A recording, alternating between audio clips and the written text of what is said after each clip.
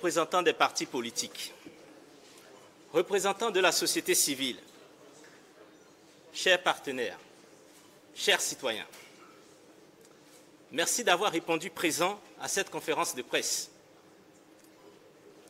Votre mobilisation témoigne de l'intérêt que vous portez à la transparence du processus électoral, à la citoyenneté et au droit fondamental de vote. Conformément aux articles 41 et 42 de la loi 2017-08 du 19 juin 2017 portant identification des personnes physiques en République du Bénin et aux dispositions du Code électoral en vigueur, l'ANIP est légalement habilitée à établir la liste électorale informatisée. Cette liste, extraite du Registre national des personnes physiques RNPP, comprend tous les citoyens béninois âgés de moins de 18 ans révolus au 11 janvier 2026, date de la première élection générale prévue dans le cadre du nouveau calendrier électoral. L'unique source de données électorales est désormais le RNPP. Cela signifie que le vote au Bénin repose désormais sur une identité numérique, fiable, sans inscription manuelle ni recensement électoral classique. À 6 mois des élections, nous savons que l'une des questions qui préoccupe chaque citoyen est la suivante. Où vais-je voter?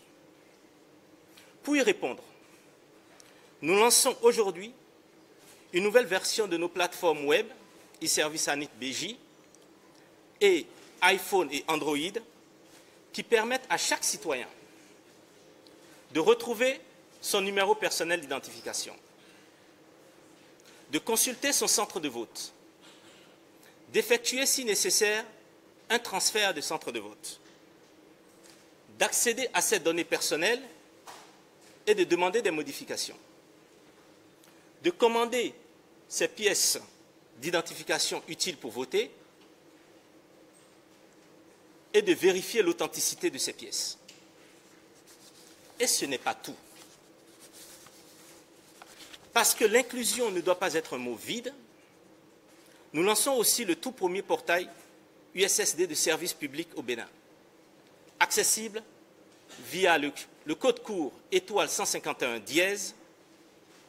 Ce portail permet à toute personne, même sans smartphone ni connexion Internet, d'accéder à nos services.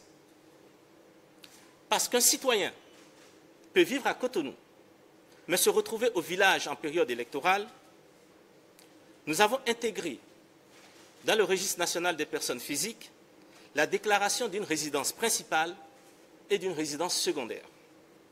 Cette évolution, conformément à la réglementation, permet d'assouplir le choix du centre de vote et de répondre aux besoins des populations mobiles. Parce que le cœur du Bénin bat aussi à l'étranger, nous allons dans les prochains jours renforcer l'interopérabilité entre le Registre national des personnes physiques et le Registre des Béninois de l'étranger.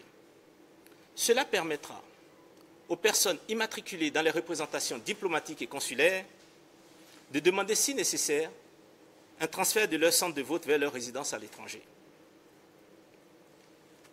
Parce que personne ne doit être laissé sans réponse, nous renforçons notre dispositif de gestion des réclamations en intégrant dans notre centre d'appel de nouvelles langues, telles que le Peul, et en déployant de nouveaux équipements dans les arrondissements, dans les 546 arrondissements. Enfin, toutes ces actions respectent le calendrier électoral. Les grandes dates sont claires. Le 14 juillet 2025, nous avons transmis à la Sénat les statistiques électorales, un jour avant la date limite.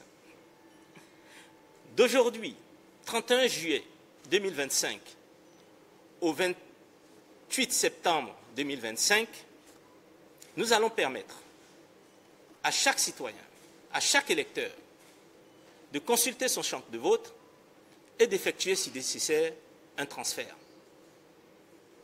Cela donne 2 mois à la population contrairement à ce que nous avons pu voir dans le passé, à la population pour faire ces changements. Du 13 au 28 septembre 2025, conformément également à la réglementation, nous allons permettre l'affichage de la liste électorale dans tous les centres de vote et l'intégration des nouvelles personnes enrôlées. Le 28 septembre 2025 sera la date de clôture de prise des réclamations et de l'intégration des nouvelles personnes enrôlées. Du 28 octobre au 11 novembre 2025, nous allons afficher dans tous les centres de vote la liste électorale informatisée définitive. Et le 12 novembre, 1 ou 2 jours avant la date officielle, nous allons transmettre la liste électorale informatisée à la Sénat. Ce que nous vous allons présenter aujourd'hui, ce n'est pas seulement des outils ou une évolution technologique. C'est une infrastructure électorale moderne et un service public renforcé partout et pour tous. Mesdames et messieurs, nous avons une responsabilité collective. L'ANIP est prête, les plateformes sont disponibles, nos équipes sont mobilisées.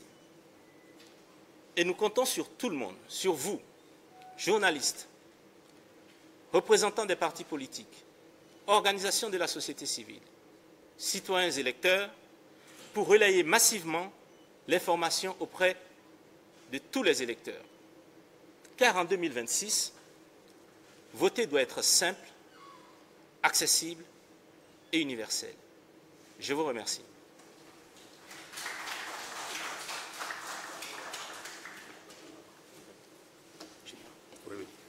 Merci, Monsieur le Directeur général de l'ANIP.